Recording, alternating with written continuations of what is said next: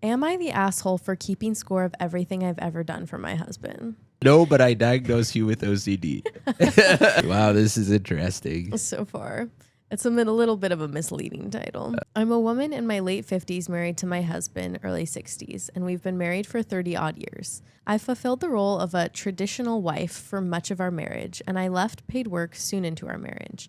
My husband is very successful in his business, and we live comfortably. All our children are adults now. My husband built his business from the ground up, and I was instrumental to the early success which set it up to be what it is today. We were having lunch with our children when my son mentioned that his wife didn't want to be trad wife and do what I did to raise the kids. She raised concerns about how vulnerable position it is and that she doesn't want to solely depend on him for money. He wanted me to talk to her and convince her by telling her how it worked out for me. I said I understood where she was coming from, and being a housewife is incredibly risky and vulnerable, especially if he leaves her and she's been out of the labor force for a while. He countered that it had worked for his father and I because I trusted him as my husband to provide for me, and why couldn't his wife do the same?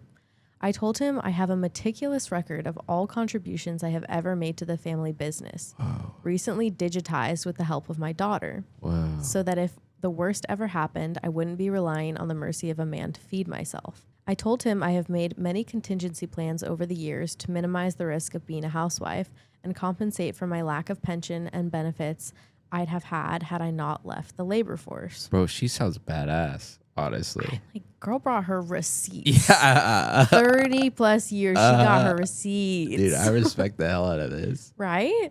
And I really respect that she's able to recognize that being a housewife isn't something to glorify. It's not some easy position in life that you just fall into.